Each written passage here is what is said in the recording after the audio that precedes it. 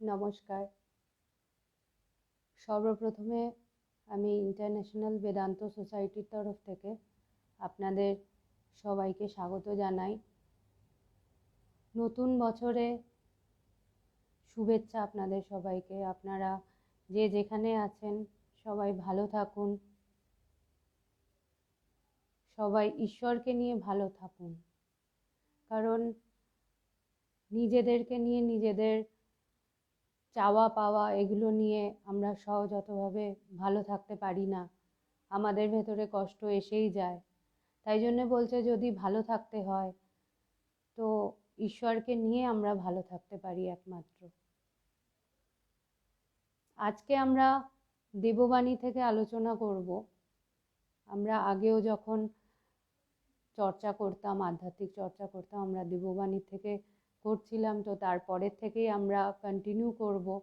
বেশ কিছুদিন আমরা আলোচনা করতে পারিনি, নানা রকম অবস্থা, নানা কিছু চলছিল। তো আমরা আবার আজকে শুরু করব আমাদের এই চর্চা।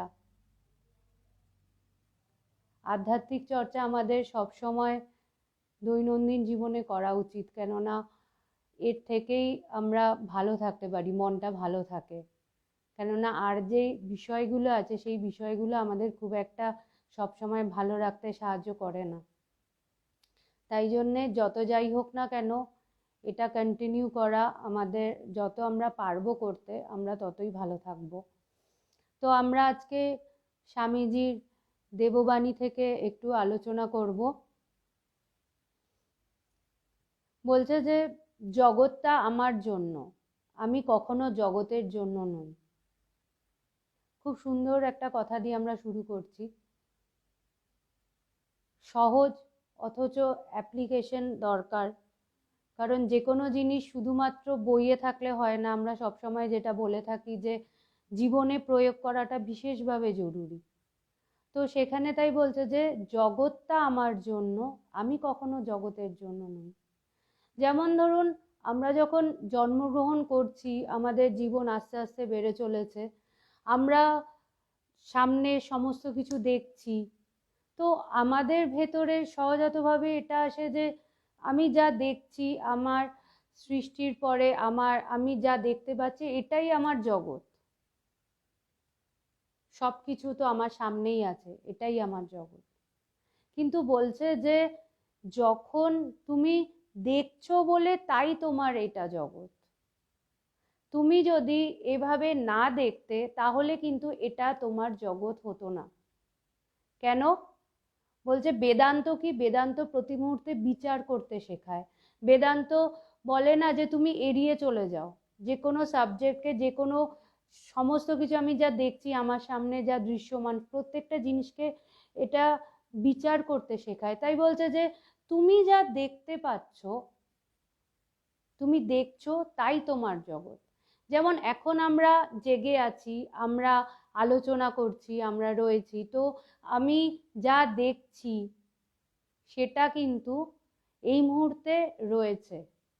কিছুক্ষণ বাদে যখন আমরা ঘুমাবো তখন কিন্তু এই একই সিন থাকবে না। সিনটা কিন্তু প্রতি মুহূর্তে চেঞ্জ হচ্ছে, দৃশ্যটা প্রতি মুহূর্তে চেঞ্জ হচ্ছে। আবার যখন ঘুমিয়ে যাব তখন আমাদের জগৎ, তখন কিন্তু স্বপ্নের মধ্যেও আমার জগৎ রয়েছে। আবার যখন বলছে ডিপ স্লিপ, যখন আমরা একেবারে গভীর ঘুমে, আমরা মানে যেখানে কোনো স্বপ্নও নেই, কিছুই নেই, গভীর ঘুম, সুষুপ্তি, তখন সেখানে জগৎ আর এক রকম।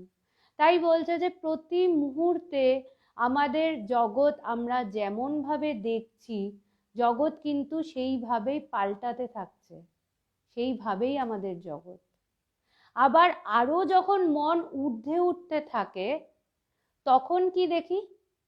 তখন কিন্তু আমার মনে যদি কোনো বিষয় না থাকে, কোনো বৃত্তি না থাকে, কোনো চিন্তা না থাকে, তখন কিন্তু আমাদের জগৎ, আমি দেখব, আমি নিজেকে বোধ করছি আমি সেই ব্রহ্ম, এবং বলছে ব্রহ্ম ব্যতীত দ্বিতীয় বস্তু নেই।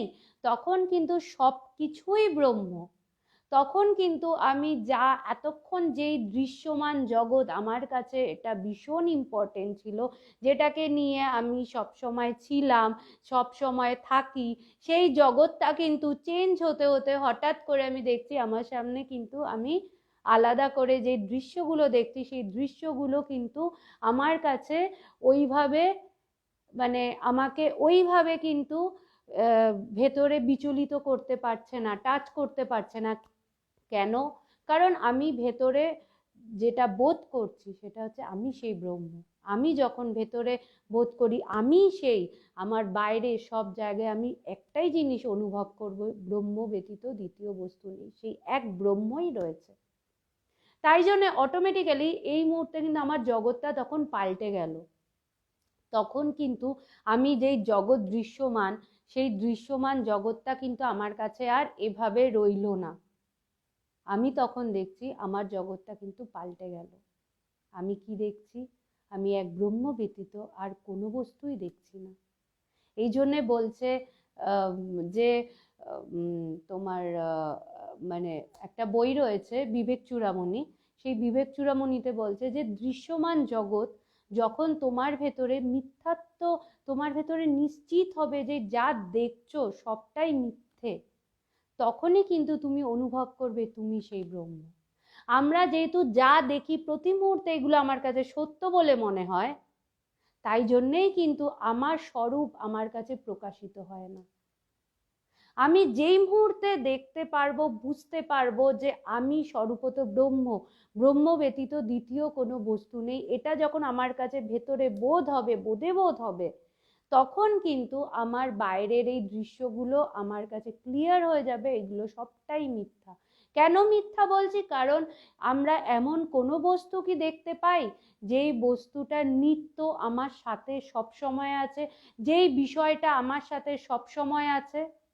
আমরা কিন্তু এরকম কোনো বস্তু, কোনো বিষয়, কোনো ব্যক্তিকে পাই না যে আমার সাথে সদা সর্বদা আমার সাথে রয়েছে। তাই জন্যে এটাকে অনিত্য বলা হচ্ছে। বলছে জগতে তুমি যা দেখছো সবটাই অনিত্য, একমাত্র ব্রহ্ম বা ঈশ্বর তিনি একমাত্র সত্য, তিনি একমাত্র নিত্য, তিনি একমাত্র তোমার ভেতরে সব সময় রয়েছে। তাই এখানে বলছে যে জগৎটা আমার জন্য, আমি কখনো জগতের জন্য নই। জগৎটা রয়েছে, আমি যতক্ষণ জগৎ হিসাবে ভাবছি ততক্ষণ আমি এটাকে ব্যবহার করছি। যেই মুহূর্তে আমি বোধ করলাম ওটা জগৎ নয়, আমি দেখছি, তাই সৃষ্টি। তাই জন্য বলছে, তারপরে কি বলছে স্বামীজি, যে ভালো মন্দ আমাদের দাস স্বরূপ, আমরা কখনো তাদের দাস নই। একটু কঠিন, একটু গভীর কথায় আমরা আসছি। বলছে ভালো মন্দ আমাদের দাস স্বরূপ। এই যে আমরা যা দেখি, আমার পঞ্চ ইন্দ্রিয় আমাকে যে খবরগুলো এনে দেয়, এই প্রত্যেকটা জিনিস কিন্তু আমার ভেতরটাকে প্রতি মুহূর্তে আমি সেই বিষয় অনুসারে আমার মনের ভাব পাল্টাতে থাকে, আমি পাল্টাতে থাকি। কিন্তু বলছে যে আমরা কখনো তাদের দাস নই। কিন্তু প্র্যাকটিক্যাল জীবনে কি হয়, এই ভালো মন্দ বিষয়গুলো, এই ভালো মন্দ এগুলোই কিন্তু আমাকে দাস বানিয়ে রাখে। স্বামীজি কিন্তু উল্টো কথা বলছেন, যে ভালো মন্দ আমার দাস, আমি তাদের দাস নই। কিন্তু সত্যিকারের জীবনে দেখা যায় একটা কোনো ঘটনা ঘটলো, সেই ঘটনাটা আমরা চলছি ফিরছি, সেই ঘটনাটা আমরা বেশ আনন্দ করতে গেছিলাম, সেজে গুজে গেছিলাম, কিন্তু সেই ঘটনাটা হঠাৎ করে আমার মনকে কষ্ট দিচ্ছে, আমি হঠাৎ করে মানে আর পারছি না, আমি কাঁদতে শুরু করলাম, আমার মন ভীষণভাবে মানে কষ্টে ভেঙে পড়ছে, আমি আর পারছি না।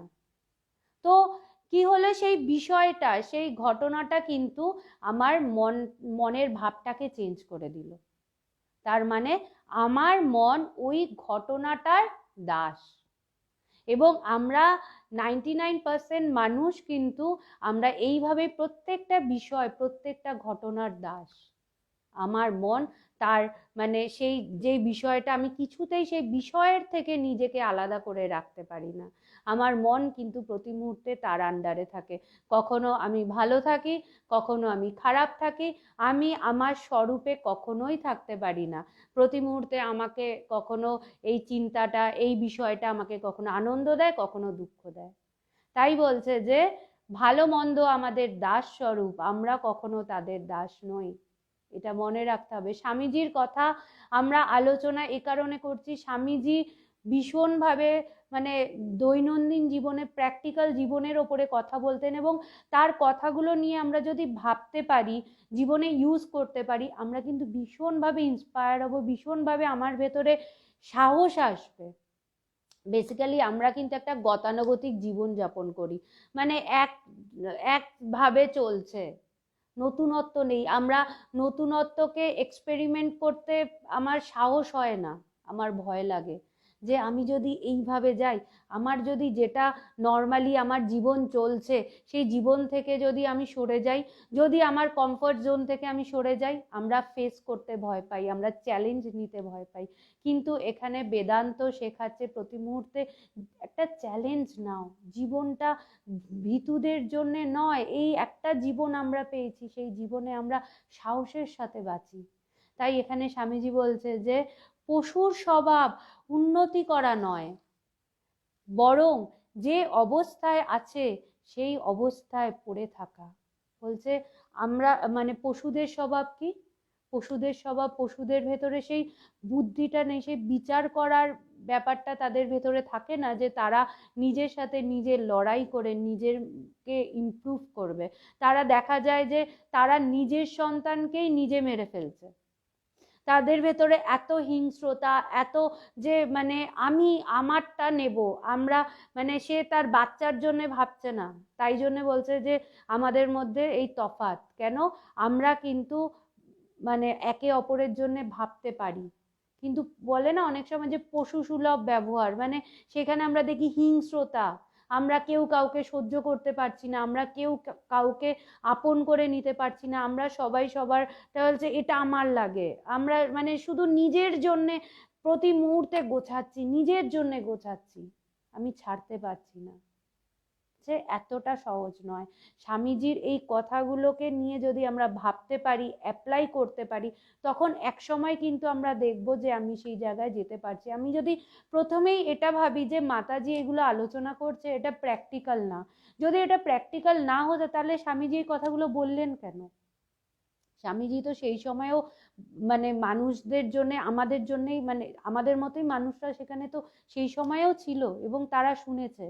তো এখনো কিন্তু মানে আজ থেকে এত বছর আগেই কথাগুলো তিনি বলেছেন, কিন্তু এখনো খুব একটা যে আমাদের পরিবেশ, আমাদের আশেপাশে অবস্থাগুলো যে খুব একটা পাল্টেছে তা কিন্তু নয়। এখনো আমাদের মনের চেহারাগুলো কিন্তু ওই একই রকম। সেখানে স্বামীজি তাই বলছে যে মানুষের স্বভাব মন্দ ত্যাগ করে ভালো পাবার চেষ্টা করা।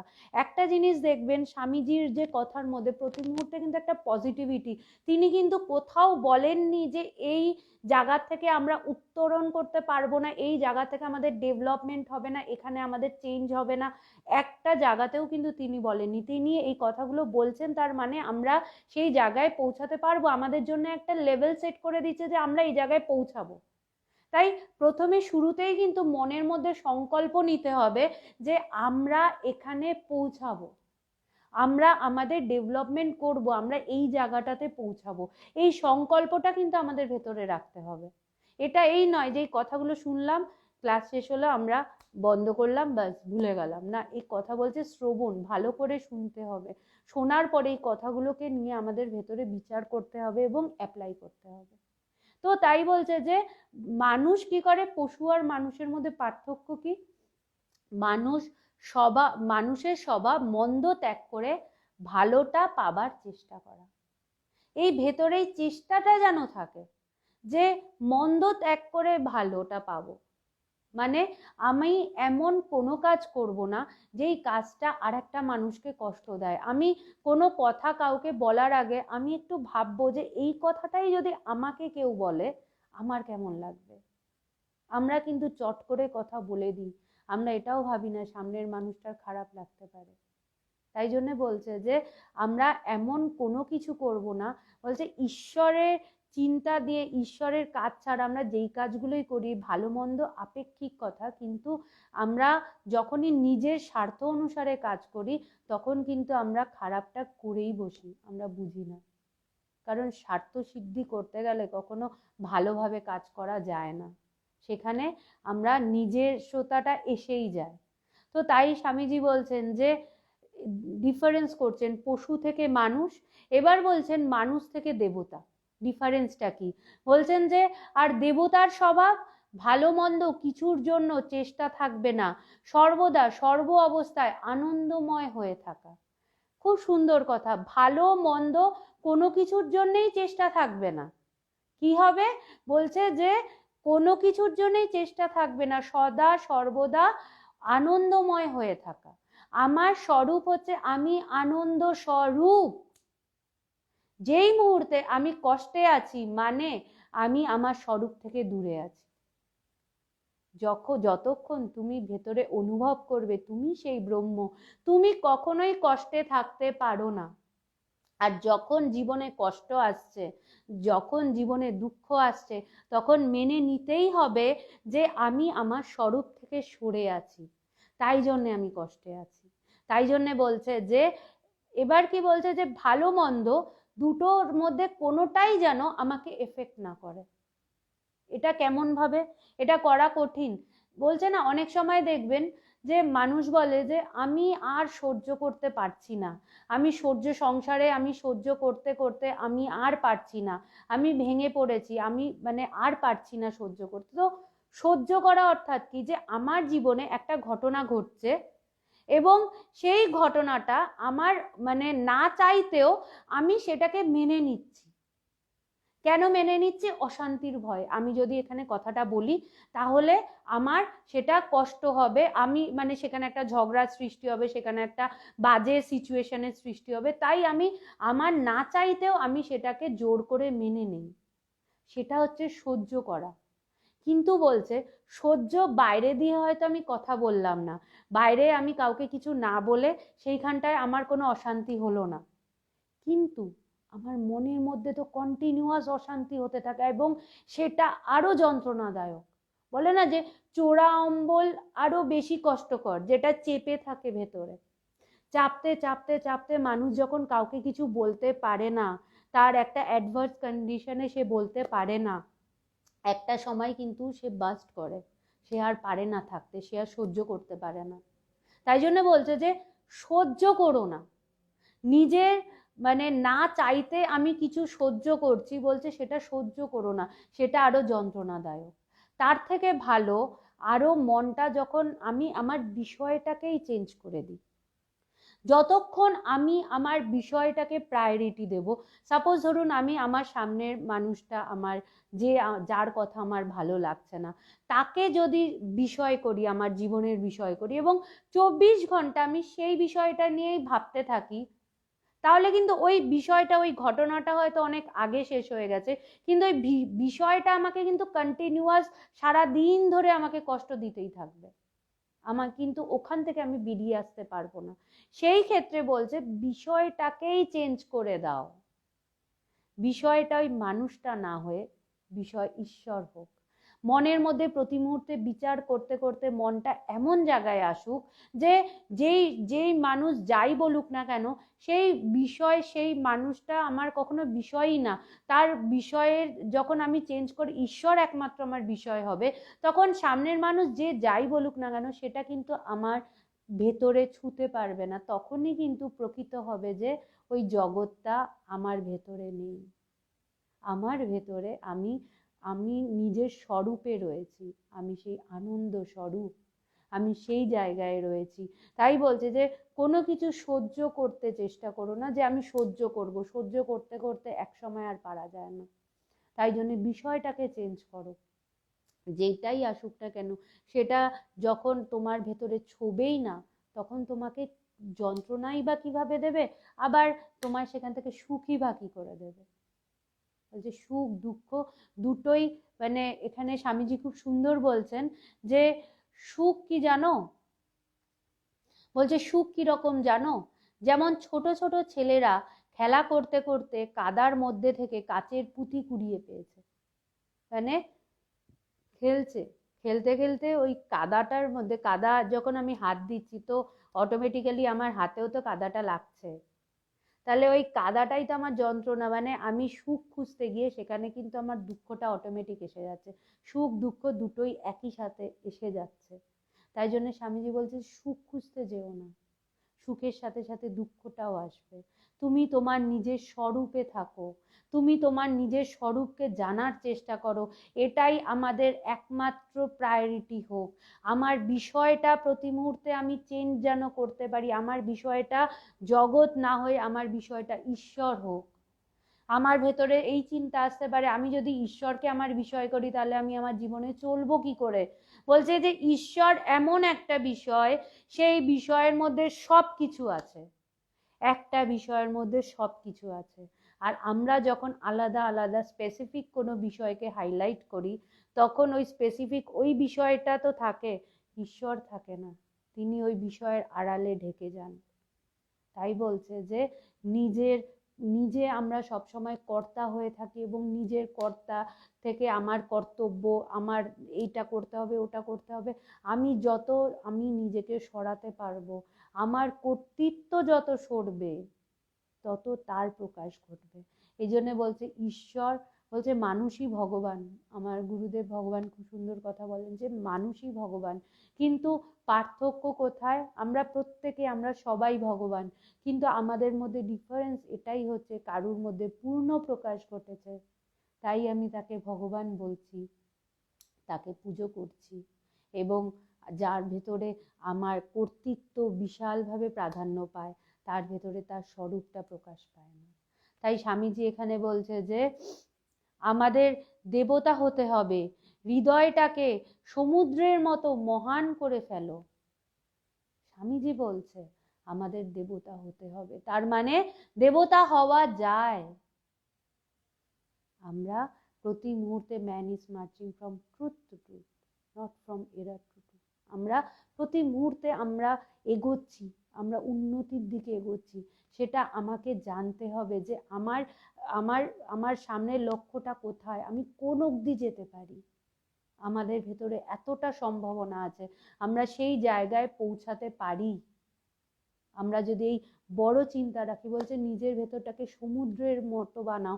সমুদ্র অর্থাৎ যেখানে কোনো লিমিটেশনস নেই, যেখানে আমি বলবো না যে এটাই, মানে কুল কিনারা পাওয়া যায় না, যেখানে আমার মনটা প্রতি মুহূর্তে আমি একটা শেপ দিয়ে রাখি, আমি এতটুকু একটা গণ্ডির মধ্যে নিজের মনটাকে বেঁধে রাখি, এর বাইরে আমি কিছুতেই যেতে পারি না, আমার মনটাকে সরাতে পারি না। সেখানে বলছে যে তুমি তোমার মনটাকে সমুদ্রের মতো বানাও, যেখানে কোনো লিমিটেশনস থাকবে না, যেখানে কোনো গণ্ডি থাকবে না, যেখানে কোনো ইতি থাকবে না।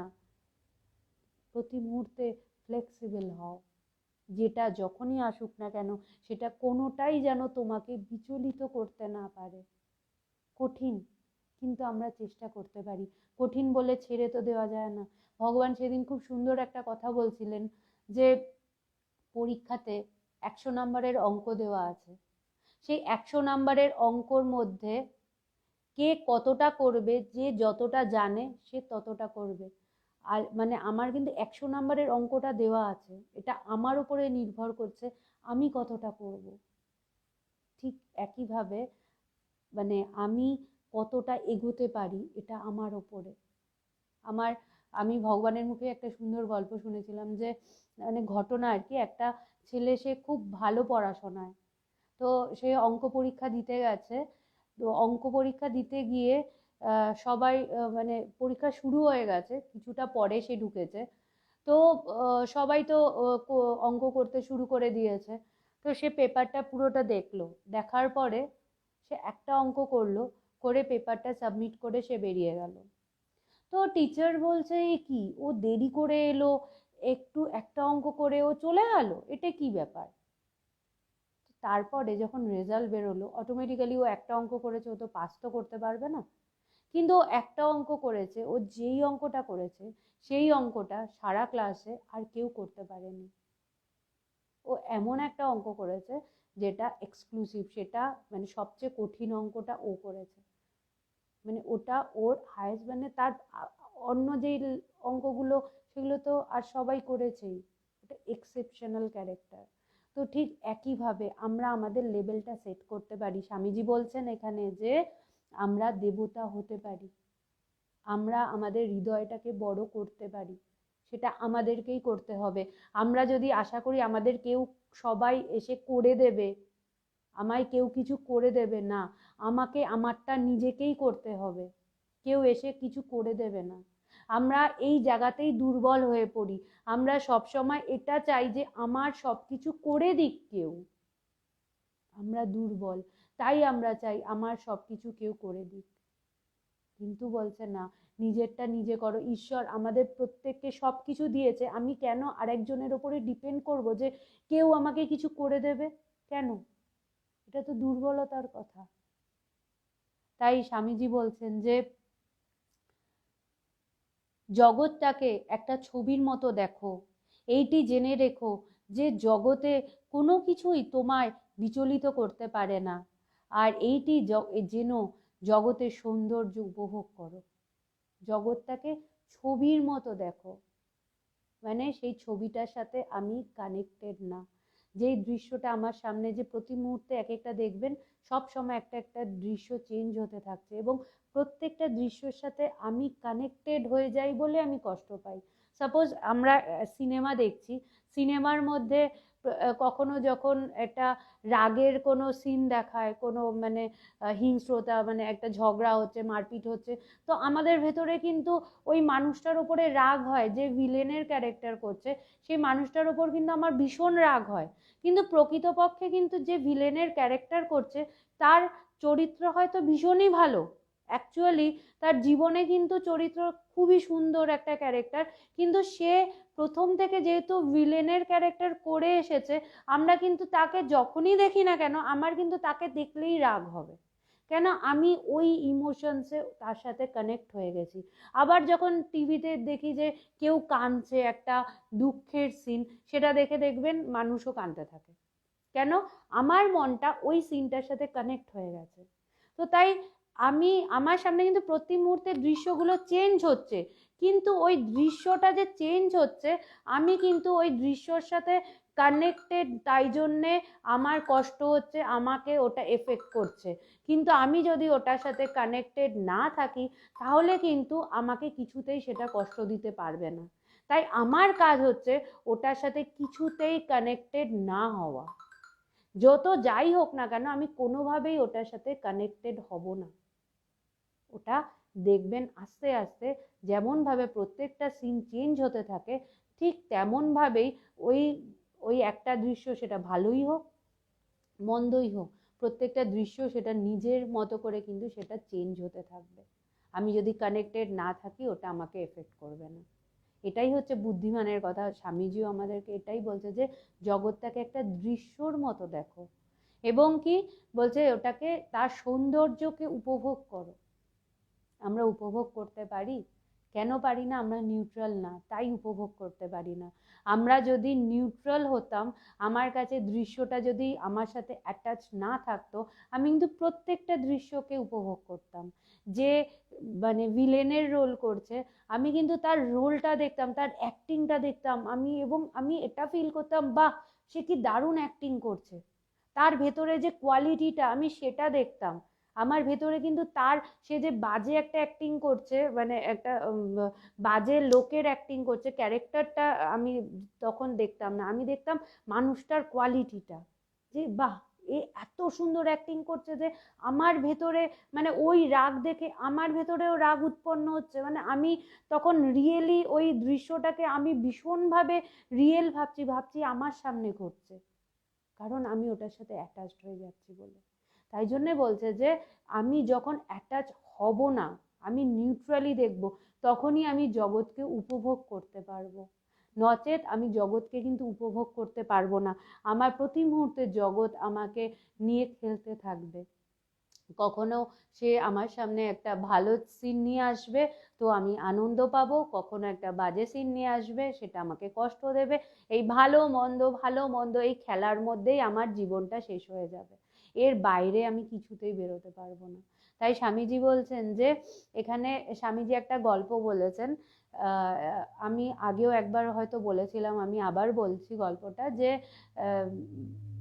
বলছে যে সবই তো সেই এক ঈশ্বর।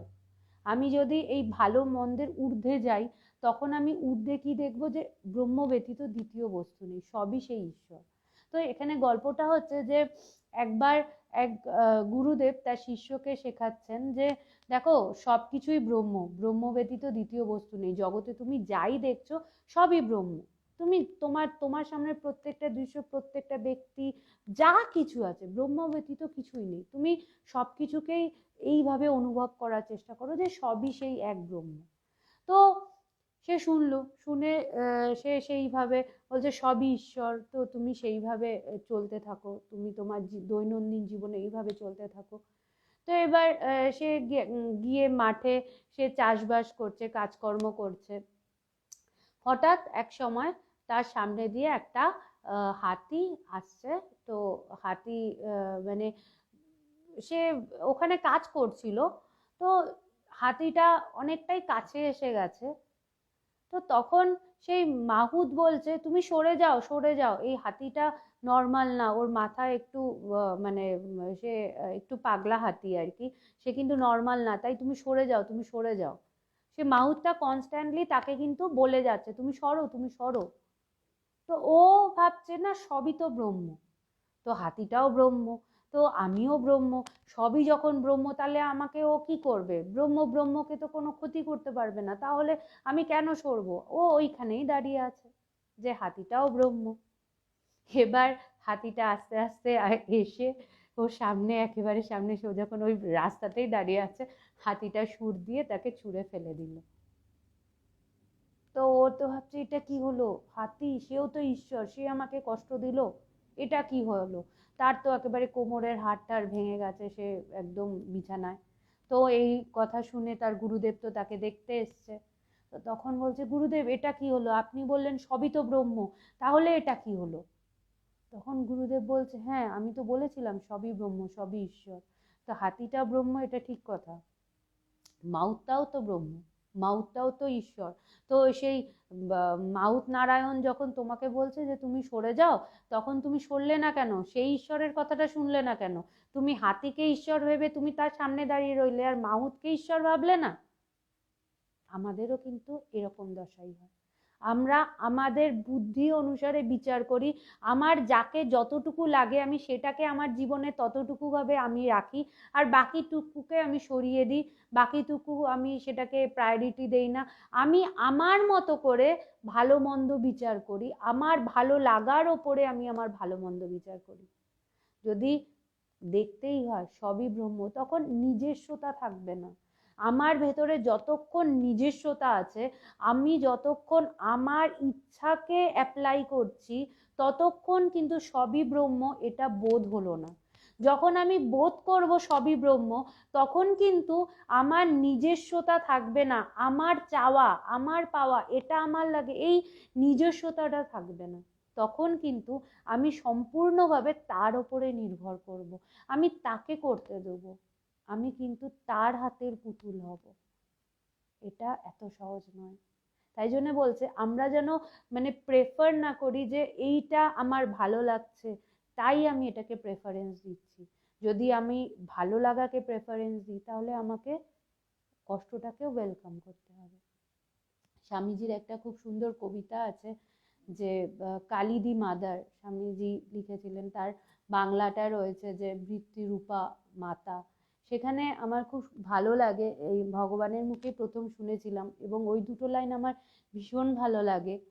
লাস্ট দুটো লাইন বলছে যে সাহসে যে দুঃখ দৈন্য চায়, মৃত্যুরে যে বাঁধে বাহু পাশে, কাল মৃত্যু করে উপভোগ, মাতৃরূপা তারই কাছে আসে। আমাদের কি এতটা সাহস আছে, আমরা কি এতটা সাহস নিয়ে ওয়েলকাম করতে পারি নিজের দুঃখ। আমরা দেখেছি যে গত বছর আমাদের জীবনে ভয়ঙ্করভাবে, মানে প্রত্যেকের জীবনে, আমরা প্রত্যেকে যে যেখানে ছিলাম আমরা সবাই সাফার করেছি, সবাই এখনো এখনো সব কিছু সহজ হয়নি, এখনো আমরা লড়াই করছি। কিন্তু বলছে যে মৃত্যুর চেয়ে মৃত্যু ভয় আমাদেরকে প্রতি মুহূর্তে কষ্ট দেয়। মৃত্যু যখন হবে তখন তো হবে, কিন্তু তার আগের থেকে আমরা প্রতি মুহূর্তে ভয় পেতে থাকি যে আমি মারা যাব। কিন্তু এই বছর কিন্তু আমাদেরকে ঈশ্বর দেখিয়ে দিলেন যে আমরা তো মরবই, আজ নয় কাল আমরা সবাই মরব। ভগবান বলেন যে যখন আমরা জন্মাই তখন বলছে যে তার সাথে সাথে আমাদের সবার কিন্তু ডেথ সার্টিফিকেটটা লিখে রেখে দেওয়াই যায়, শুধু ডেটটা সময় অনুসারে বসিয়ে দিতে হয়। আমরা সবাই মরবো, তাই প্রত্যেকের এই ডেথ সার্টিফিকেটটা লাগবেই, শুধু ডেটটা ভ্যারি করবে আলাদা আলাদা সময় অনুসারে, ডেটটা শুধু আলাদা হবে। কিন্তু আমরা সবাই কিন্তু ডেথ সার্টিফিকেটটা রেখেই দিতে পারি, কেন? আমরা সবাই মরবো। এই যদি ভেতরে এই ভয়টা সরে যায় তাহলে আমরা কিন্তু প্রকৃতভাবে নিজের স্বাধীনতাকে উপভোগ করতে পারবো। তাই স্বামীজি এখানে বলছে যে সাহসে যে দুঃখ দৈন্য চায়। আমরা কি দুঃখ দৈন্য চাই? আমরা প্রতি মুহূর্তে কি প্রার্থনা করি? প্রভু আমার জীবনে যেন দুঃখ না আসে, পাশের মানুষটার যত যায় দুঃখ হোক না কেন, আমরা সেটা নিয়ে আমাদের কোনো মাথা ব্যথা নেই, আমার জীবনে যেন দুঃখ না আসে। আর স্বামীজি ঠিক উল্টোটা শেখাচ্ছেন, বলছে যে সাহসে যে দুঃখ দৈন্য চায়। যে এই কথা শুনলে কারুরই ভালো লাগবে না, কে চাইবে দুঃখ দৈন্য, কিন্তু বলছে যে সাহস, ভেতরে সাহস রাখতে লাগে। মৃত্যু যে বাঁধে বাহু পাশে, তার নিজে মৃত্যুকে যে সবসময় নিজের কাছে বরণ করে রেখেছে যে আমি রেডি, আলটিমেট এক্সট্রিম কি হতে পারে? আমি মরে যাব, তার বেশি আর তো কিছু হবে না। তাহলে আমি ভয়টা কিসের জন্য পাচ্ছি? আমি প্রতি মুহূর্তে কেন অ্যাডজাস্ট করছি? প্রতি মুহূর্তে আমি সিচুয়েশনের কাছে কেন হেরে যাচ্ছি? আমি কেন লড়াই করছি না? আমি নিজের মনের কাছে কেন পরাধীন? আমি কেন প্রতি মুহূর্তে নিজের কাছে হেরে যাচ্ছি? বলছে যে লড়াই করো, লড়াই করো প্রতি মুহূর্তে জীবনে। হেরে যতক্ষণ না আমার জীবনে একটু আমার প্রাণ আমার ভেতরে, যতক্ষণ আমার ভেতরে সেই ইচ্ছাটা রয়েছে যে না আমি লড়াই করব, আমাকে কেউ হারাতে পারবে না। তাই বলছে যে কাল নৃত্য করে উপভোগ, আমি যেন ভয় পেয়ে হেরে না যাই। মাতৃরূপা তারই কাছে আসে। তাহলে ঈশ্বর কার কাছে আসবে? যে প্রতি মুহূর্তে ঈশ্বরকে ডাকছে আমার সবকিছু যেন সুন্দর থাকে, ঈশ্বর তার কাছে আসবে? না, ঈশ্বর তার কাছে আসবে যে সাহসে, যে ডেসপারেট, যে যার ভেতরে কোনো ভয় নেই যে আমি কাল আমার কি হবে, আর যার ভেতরে সেই চিন্তাটা নেই। সে প্রতি মুহূর্তে রেডি, প্রত্যেকটা সিচুয়েশনকে ওয়েলকাম করার জন্য রেডি। যা হোক, যখন আমাদের মনটা সেই জায়গায় যাবে যে কোনো কিছুই আমাকে ছুতে পারবে না, সে যাই হোক না কেন, যে কোনো সিচুয়েশন হোক না কেন, আমরা যখন সাহসের সাথে সেটাকে ওয়েলকাম করব, দেখবেন জীবনটা ভীষণ সুন্দর হয়ে গেছে।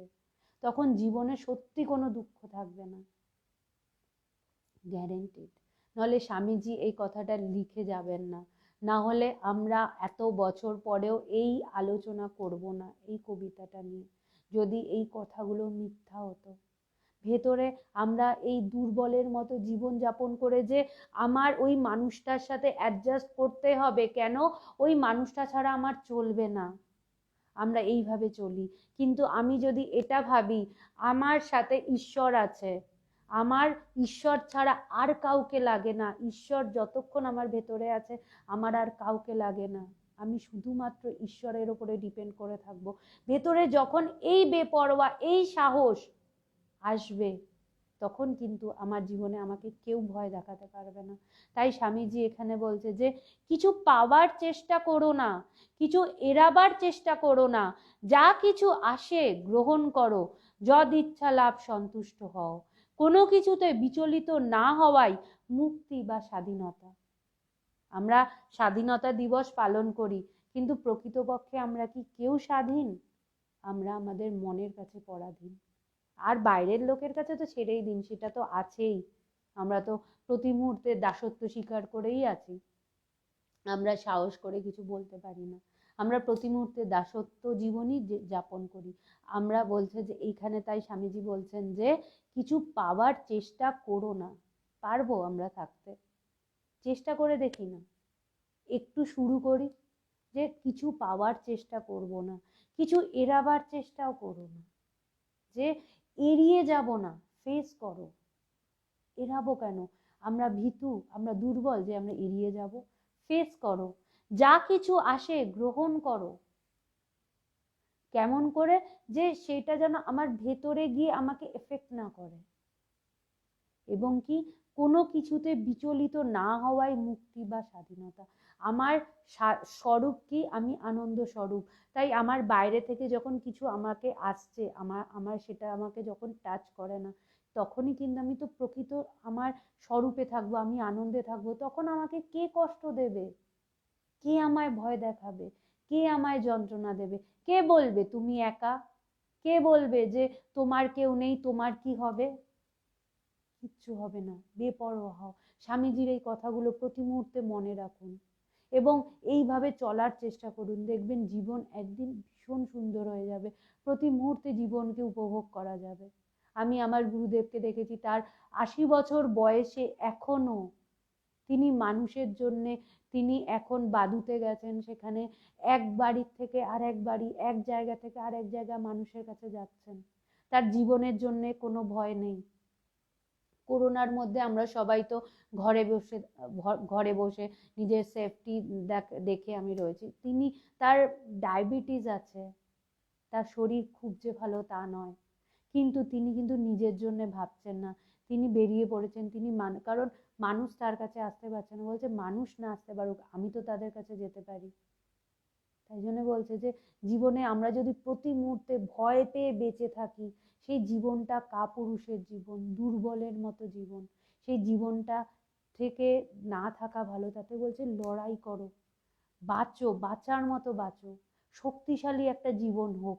তাই এখানে স্বামীজি বলছেন যে কেবল সহ্য করে গেলে হবে না, একেবারে অনাসক্ত হও। সেই ষাঁড়ের গল্পটি মনে রাখো, একটা খুব সুন্দর গল্প। এই গল্পটা দিয়ে আমি শেষ করব আজকে। যে স্বামীজি বলছেন যে শুধু সহ্য করে গেলে হবে না। আমি যেটা আগে বললাম, যে আমরা সারা জীবন শুধু সহ্য করেই গেলাম। আমি কেন? আমি অ্যাডজাস্ট করার জন্য, আমি পাছে যদি কিছু বলি, কিছু হয়, আমার ভেতরে সেটাকে মানে গজগজ করছে, কিন্তু আমার বলার সাহস নেই, আমি সহ্য করে যাচ্ছি। বলছে সহ্য করো না, এমনভাবে জীবনটাকে তৈরি করো যাতে সেই কথাগুলো তোমার ভেতরে না আসে, কোনো টাচই না করতে পারে। তো স্বামীজি এখানে যে এই গল্পটা বলছে যে একটা ষাঁড়, মানে এটা আমরা তো ষাঁড় বলতেই বুঝি যে একটা বিশাল বড় চেহারা। তো সেই ষাঁড়টার ওপরে একটা মশা বসে আছে অনেকক্ষণ ধরে। তো মশাটা ভাবছে যে আমি তো কতক্ষণ ধরে ষাঁড়টার ওপরে বসে আছি, তো ষাঁড়ের নিশ্চয়ই কষ্ট হচ্ছে, আমি তো তাকে কষ্ট দিচ্ছি। তো মশাটা তাকে গিয়ে জিজ্ঞেস করছে, ষাঁড় ভাই, তোমার বুঝি কষ্ট হচ্ছে আমি তোমার উপরে এতক্ষণ ধরে বসে আছি? তখন ষাঁড় বলছে, আরে বাবা, তুমি তোমার পুরো ফ্যামিলি নিয়ে এসে আমার উপরে বসো না কেন, আমার কিছুতেই কিছু আসবে যাবে না। এটার থেকে আমি কি শিখছি? বলছে যে আমি যদি সেই আনন্দ স্বরূপ, আমি যদি সেই ব্রহ্ম প্রতি মুহূর্তে আমি বিলীন হয়ে থাকি, আমার সামনেই মশার মতো এরকম কোটি কোটি দুঃখ যদি এসে যায়, সেটা কোনো কিছুই আমাকে টাচ করতে পারবে না। কারণ সেই ব্রহ্ম অনন্ত, তার কোনো লিমিটেশনস নেই, সে অনন্ত। তার আমরা আমরা যে ভাগ করি, এটা বাইরে দিয়ে আমি ভাগ করতে পারি, সে ব্রহ্মকে না ভাগ করা যায়। বলছে না সৃষ্টি আছে, না ধ্বংস আছে, না যতক্ষণ সৃষ্টি ততক্ষণই ধ্বংস, কিন্তু ব্রহ্মে না জন্ম আছে, না মৃত্যু আছে, না সৃষ্টি আছে, না সব কিছুর ঊর্ধ্বে, সব কিছুই তিনি। যেখান থেকে সৃষ্টি সেখানেই আবার ধ্বংস, সেই যেখান থেকে শুরু সেখানেই শেষ, এক ব্রহ্মেই সব কিছু। তাই জন্য বলছে যে সেই এই তুমি সব কিছু নিয়ে আসো না কেন, তাও আমার কোনো অসুবিধা হবে না। কারণ আমি যদি মশা আর ষাঁড়ের কম্পেয়ার করি, তাহলে বুঝতে পারবো ঠিক একইভাবে এই আমরা এক একটাই ছোট ছোট মশার মতোই। আমরা যদি একটা ছোট ছোট মশার মতো হই, তাহলে আমার চিন্তাগুলো কোথায়? দেখাই যাবে না, নেগলিজেবল। তার আবার দুঃখ, তার আবার কষ্ট, সেটাই বা কোথায়? আমি অনন্তের কাছে আমরা ধূলিকণা। তাই জন্য বলছে যে এই অযথা এই টেম্পোরারি জিনিসগুলো নিয়ে নিজের মনকে বিচলিত করে, নিজে প্রতি মুহূর্তে টেনশনে, নিজে প্রতি মুহূর্তে কষ্টে দুঃখে বেঁচে থাকার চেয়ে একটা সাহসের জীবন যাপন করো। একটা এমন জীবন হোক আমাদের, যে জীবনে আমরা প্রতি মুহূর্তে জীবনটাকে আস্বাদ করতে পারবো। আমি আমার ভেতরে ঈশ্বরকে প্রতি মুহূর্তে আস্বাদ করতে পারবো, আমি টেস্ট পাবো। এখন তো আমরা একটা মানে দায়সারাভাবে জীবনযাপন করছি, কিন্তু বলছে সমস্ত কষ্টের মধ্যে থেকেও আমরা নিজেকে উপভোগ করতে পারবো। উপভোগ যদি করতেই হয়, আমরা প্রতি মুহূর্তে বাইরের জিনিসগুলোকে উপভোগ করতে চেষ্টা করি। বলছে উপভোগ যদি করতেই হয়, নিজেকে করো, নিজের ভেতরে যিনি আছেন তাকে বোধ করো। আমরা যখন তাকে বোধ করব, তখনই কিন্তু আমার ভেতরে প্রকৃত প্রেম আসবে। আমি তখনই বলছি একজন জ্ঞানী একজন প্রেমিক হতে পারে। আমরা যে বলি আমরা ভালোবাসি সবাইকে, সেই ভালোবাসার মধ্যেও স্বার্থ জড়িয়ে আছে। আমি তাকেই ভালোবাসতে পারি যার সাথে আমার স্বার্থ আছে। আমি নিঃস্বার্থভাবে সবাইকে ইকুয়ালি ভালোবাসতে পারি না। কেন? আমি ইকুয়ালি সবাইকে এক দেখতে পাচ্ছি না, আমি তো আলাদা আলাদা ভিন্ন ভিন্ন ক্যারেক্টার দেখছি। তাই আমি আমার ভালোবাসাটাও অ্যাকর্ডিং টু দ্য মানে আমার স্বার্থ অনুসারে আমি ওভাবে ভালোবাসবো। আমি যখন সবার মধ্যে সেই এককে অনুভব করব, তখনই আমি ঠিক ঠিক সবাইকে ভালোবাসতে পারবো, তখনই আমার ভেতরে সেই প্রেম আসবে। তাই বলছে, আমাকে আজকে একজন বেদান্ত কি জিজ্ঞেস করেছিলেন, শাস্ত্রে তো অনেক কথা আছে, কিন্তু যেই কথা আমাদেরকে জ্ঞানের পথে নিয়ে যায়, যেই কথা আমাদেরকে অনুভব করতে সাহায্য করে আমি সেই জ্ঞান, আমি সেই ব্রহ্ম, আমি সেই আত্মা, সেটাই বেদান্ত। শাস্ত্রের ডেফিনেশন তো আমরা বইয়ে পেয়ে যাব, কিন্তু উপলব্ধি আসল। আমি জ্ঞান স্বরূপ, এটা উপলব্ধি করা, এটা এই চর্চা করতে করতে বেদান্তের কথা, এই প্রত্যেকটা কথাই বেদান্ত। নিজের জীবনে এই প্রত্যেকটা কথাই বেদান্ত। তাই এই কথাগুলোকে আমি যখন অনুভব করব, সেটাই কিন্তু হবে আমার সত্যিকারের আধ্যাত্মিকতা, আমার উপলব্ধি। সেটাই তখনই আমি প্রকৃত আনন্দে থাকতে পারবো। আপনারা সবাই ভালো থাকুন, আশা করি আবার দেখা হবে। আপনারা সবাই ঈশ্বরকে উপলব্ধি করুন, ঈশ্বরকে নিয়ে থাকুন এবং ভেতরে একটা বড় সংকল্প নিন, একটা জীবনটাকে সুন্দরভাবে কাটান, জোরালোভাবে কাটান, সাহসের সাথে কাটান, কাপুরুষের মতো নয়। ভালো থাকুন। জয় ভগবান।